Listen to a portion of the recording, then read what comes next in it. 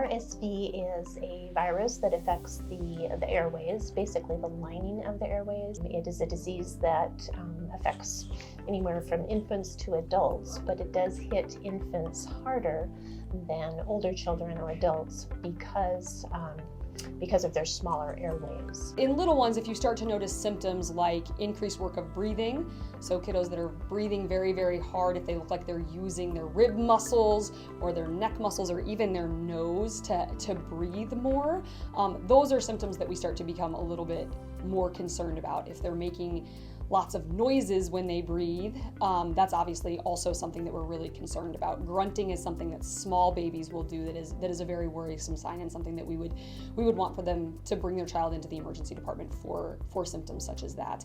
Dehydration can also be a big problem in young kids with RSV. They have trouble feeding when they can't breathe very well, and then that leads to dehydration. So if they're having decreased wet diapers, difficulty feeding, having to breathe very, very hard while they're feeding, then those are things that they should come to the emergency department for as well. So if you do bring your kiddo into the emergency department for RSV symptoms, really that inflammation of the lower airways is a condition we refer to as bronchiolitis.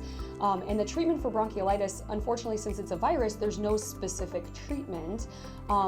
Really the only thing that seems to help and work in children with respiratory distress from this is oxygen, right? So we help give them more oxygen, help them breathe a little bit better, and it reduces their work of breathing, makes it easier for them to feed so they don't get dehydrated. So the treatment is really just oxygen and time.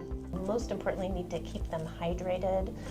So with kiddos, just offering frequent fluids, whether that's Pedialyte or water, or soup or broth, depending on their age. Sometimes nasal suctioning is very helpful, so using nasal saline and just suction techniques, whether that's the nose Frida, are oftentimes helpful with just getting rid of some of that mucus so we don't see the plugging and the complications from the infection. So the other condition that RSV can cause, aside from bronchiolitis, is croup.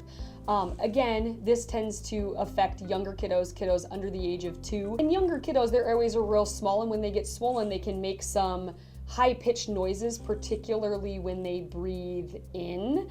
And all of those kiddos need steroids. The steroids really do help reduce the inflammation. If they're not having significant increased work of breathing, then something like the walk-in clinic would be appropriate for the steroid medication. But if they, again, are having a lot of trouble breathing, if they're dehydrated, running high fevers, or look unwell, then those are definitely reasons to bring them to the emergency department for a combination of steroids and breathing treatments that can help reduce the inflammation in the upper airways.